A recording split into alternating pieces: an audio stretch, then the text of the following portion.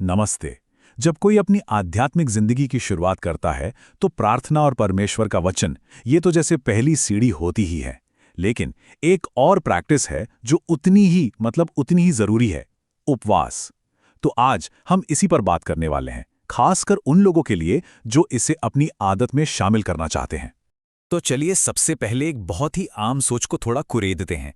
क्या उपवास करना बस एक ऑप्शन है, मतलब जब मन किया तो कर लिया, या फिर इसमें कुछ और भी गहरा मतलब छिपा है? देखिए, भाषा में एक छोटा सा बदलाव कैसे पूरी सोच को पलट सकता है। स्रोत के हिसाब से यीशु ने ये नहीं कहा अगर तुम उपवास करो, उन्होंने कहा जब तुम उपवास करो।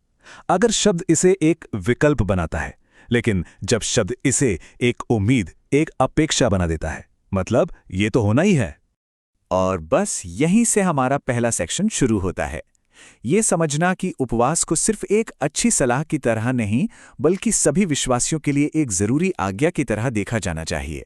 ये जो लाइन है, ये इस बात पर मुहर लगा देती है, जैसे प्रार्थना करना या जरूरतमंदों की मदद करना हमारे विश्वास का एक जरूरी हिस्सा है, ठीक वैसे ही उपवास भी है। ये कोई ऐसी चीज नहीं है जो बस मूड पर निर्भर करे, बल्कि ये तो एक नियमित आध्यात्मिक अनुशासन है। लेकिन हाँ, इसे शुरू करना हमेशा आसान नहीं होता।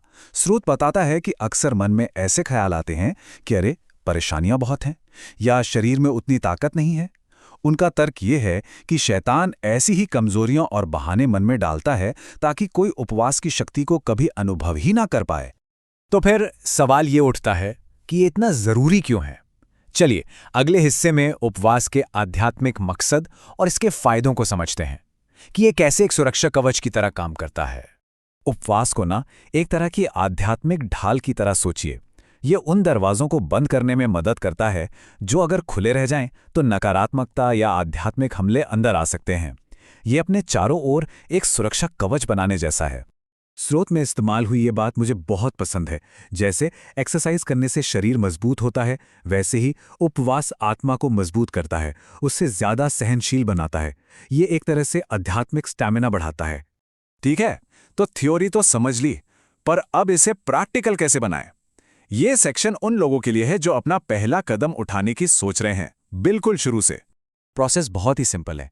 पहला कदम, मन में जो बहाने आ रहे हैं उन्हें पहचानिए और साइड में रख दीजिए। दूसरा, कोई बहुत बड़ा लक्ष्य मत रखिए, छोटी सी शुरुआत कीजिए। और सबसे जरूरी, तीसरा कदम, बस शुरू कर दीजिए, चाहे वो कितना भी छोटा क्यों ना लगे। ये स्लाइड बहुत अच्छे से बताती है कि छोटी शुरुआत कैसी हो सकती है। लक्ष्य परफेक्शन नहीं है, बल्कि पहला कदम उठाना है। बस सुबह का नाश्ता छोड़कर दोपहर 12 बजे तक उपवास करना भी एक बहुत अच्छी शुरुआत है। फिर धीरे धीरे इसे बढ़ाया जा सकता है।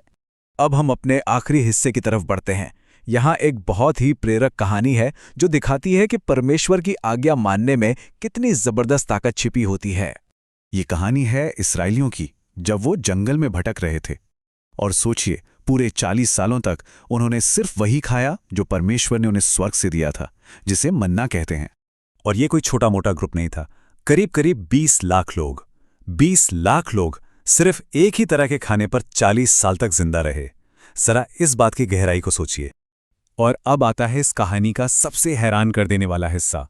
इतने लंबे समय तक एक ही तरह का खाना खाने के बावजूद उन 20 लाख लोगों में से बीमार या कमजोर पड़ने वालों की संख्या क्या थी? 0, एक भी नहीं। ये कहानी सीधे सीधे हमारे उपवास के विषय से जुड़ती है। संदेश यह है कि जब कोई परमेश्वर की आज्ञा का पालन करता है, चाहे वो खाने के बारे में हो या उपवास के, तो उस आज्ञा के अंदर ही उसे संभालने और मजबूत करने की शक्ति होती है। और आखिर में ये एक लाइन पूरी बात का निचोड़ है। आज्ञा मानना सिर्फ एक ड्यूटी नहीं है, बल्कि ये तो जीवन और शक्ति पाने का एक जरिया है। हम इस एक गहरे सवाल के साथ अपनी बात खत्म करते हैं। ये एक तरह का निमंत्रण है कि इस जानकारी को अपने जीवन में उतार कर देखें। अगर पहला कदम इतना ही आसान है, तो फिर वो कौन सी चीज है जो किसी को भी रोके हुए है?